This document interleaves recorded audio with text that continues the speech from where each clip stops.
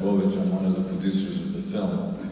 And unlike Rick, I'm not just a documentary filmmaker. I'm a documentary filmmaker. Rick, don't just say you're just a documentary. You said just. Yeah, just. I know you're surrounded by doctors. And I think it's fantastic, and it's Rick's really crafted. I'm saying it because I'm not the director. She crafted the moral, you know, she brought up all this moral ambiguity. But I actually, for one, personally, don't think that this is morally ambiguous.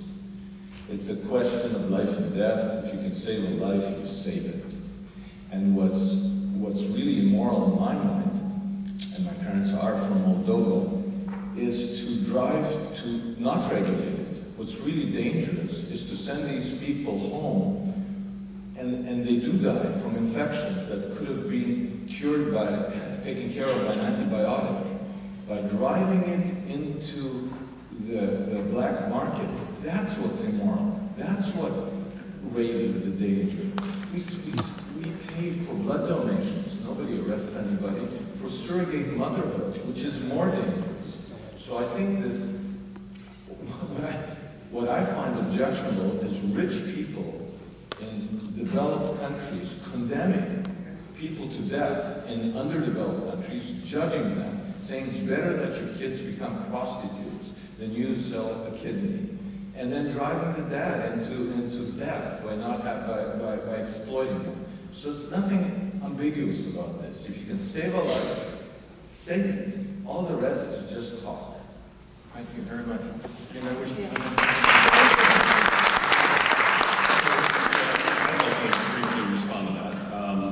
You know, among the negative externalities that were not mentioned in the film are the effect on organ procurement policies in the United States of the organ shortage. So, for example, we now take kidneys from people who are older and sicker at the time of the death, and we know that their kidneys don't work as well or last as long. We take kidneys from people who've been exposed to hepatitis B or at high risk for exposure to hepatitis B and C.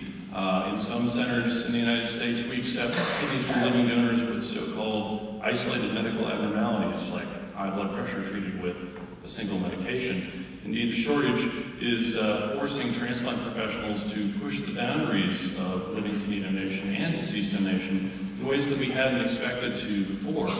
And yet still, indeed change and or at least push the definition of death further down the road. So all of these things are things that don't get talked about quite so much out in the public sphere. But in spite of doing all of this, we still have a significant shortage, a shortage that spills over into negative externalities in terms of international organ trafficking, which is a scourge, which is a stain, a moral stain on our profession. And the only way we're going to fix it is we fix our policy at home, because it is, as was noted in the film, it is the rich who are purchasing kidneys from the poor. So unless and until we give the rich an alternative, safe means of procuring an organ, the organ trafficking will continue somehow, somewhere, somewhere around the world. Hi, my name is Zachary Henderson. I'm a student at Columbia University, and I was a blogger for a brief amount of time at GBI, actually. I guess I have two quick questions, if that's all right. My first question would be, I noticed that it was mentioned that Iran is the only country that actually pays for organ transplantations, or at least where it's legal. But I know that over time, Australia has also started looking into a program. I was unaware if that's actually been carried through with, but as of April 7th, I believe, I was reading articles on Australia looking into adopting a similarly government-sponsored program specifically for kidneys and livers. And also Singapore was looking at doing something similar. So I was wondering, as these larger, larger nations that are closer with ties to the United Nations start looking into these types of policies, what you think might change? Let's answer that question, and if you have a second one, we'll certainly take it. Ben, if you want to respond? Well, I briefly talked about Iran, I've written about it, but Iran has had a program of exchanging incentives for organs since 1987, and according to their own reports in the English language literature, they extinguished their list in 1999. The thing to know about Iran is two things. One, they do not allow cross-border transplantation, and two, the vast majority of reported upon, and it's quite incomplete, reported upon donors are extremely poor, and their outcomes are not well documented. Australia has, from time to time, entertained these possibilities, but there's nothing serious in Parliament pursuing about single. Second question. Yeah, my second question, I suppose, is also just for the audience reflection a little bit. When I watched the film, and as I'm listening to all of you make your comments up here, I couldn't help but notice a certain connection to the anti-sweatshop movement that's taking place internationally that also focuses so much on the exploitation of the poor, but that has also been challenged in recent years as a way to uplift the poor people in many of these different countries around the world. My question then, I guess, becomes if we're okay with, or to a certain extent, not that it's right, this isn't my opinion, but if so many people are somewhat okay with actual abuses and labor abuses and beatings and all these things that we know take place in sweatshops around the world, then why is it such an issue to pay someone for an organ when that's saving a life and the other gives you cheap jeans?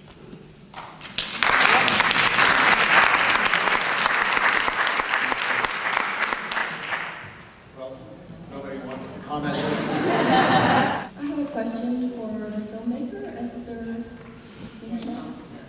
I was interested in your choice on specifically kidney donors. On kidney donors, and if you considered also cadaveric donors and the consent involved there, and also if you looked into China and what's happening there with the forced organ harvesting of prisoners of conscience.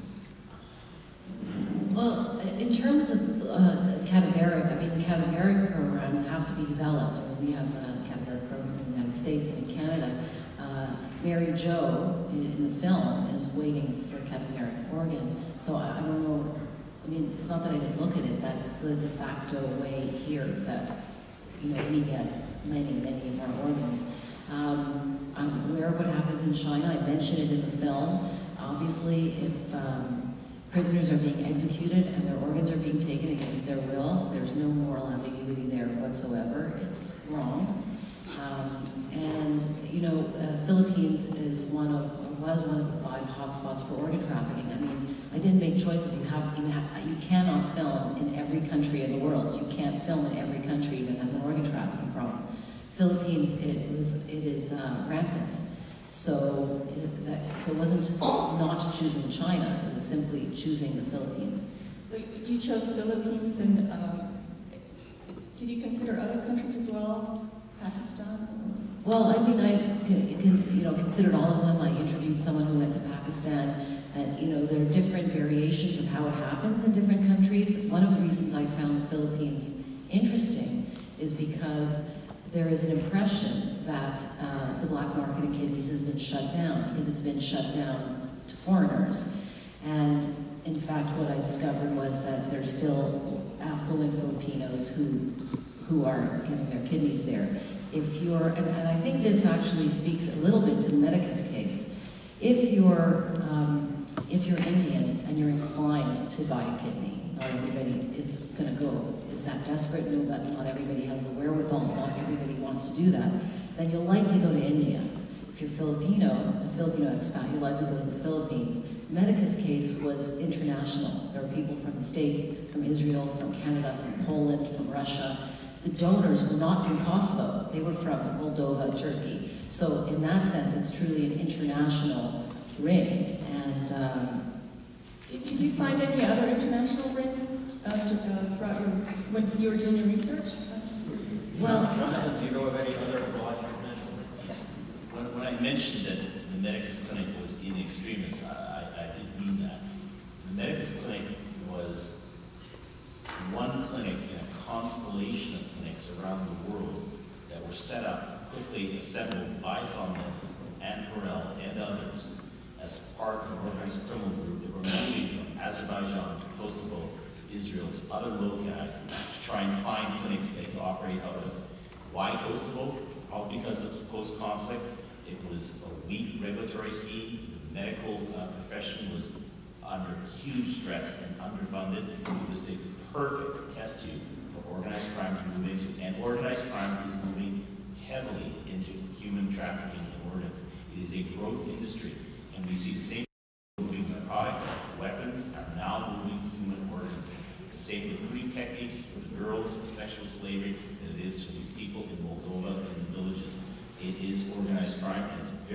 serious profits. That's 100,000 per person, not 1,000 for a girl. That's what's going on.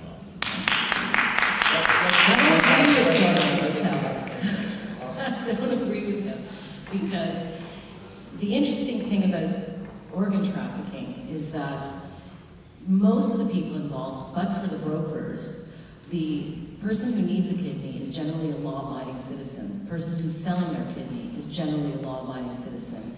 And the surgeons, nephrologists, anesthesiologists, they are not law-abiding, but they're educated. Somnez could work as a surgeon in Turkey with no problem. So it's a very interesting phenomenon because it's populated by not your drug dealers and your arms dealers. The recruiters at the grassroots level are petty criminals, for sure. What was exceptional about Medicus is that we saw 2 tiers of organized crime. The recruiters, at the low level, we see narcotics, weapons, and everything else. And then we saw this brand new tier, a tier of medical practitioners, professionals, engaging with traditional organized crime. And we are seeing more of that because the profits are obscene. Somnez, I have his bank accounts, they're in Switzerland, they are huge. You said 250 million? Doesn't have close to that, but I'll tell you, it's within a factor of that. Hi, my name is Mary Jo Bradas. I'm from Toronto, Ontario, and I wanted to bring something up because it was on the CBC the other day. And I mean, it's an ongoing thing, I think, that's been talked about for a long time. I've talked to you about this many times. I had 2 friends of mine approach me to donate a kidney transplant, or give me a kidney transplant. And they couldn't for financial reasons, because there is a recovery time and you do have to take time off of work.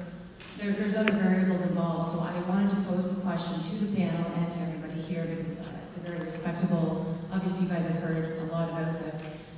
What you guys think about a compensation system, pilot program, something to help alleviate the very, very long waiting time. I waited 9 years. If I had to do it again, I wouldn't. So I would probably look to some other opportunities. There absolutely is exploitation, there's no question. It's an enormous topic, it needs to be talked about. And I'd like to know what your suggestions are. Legalize.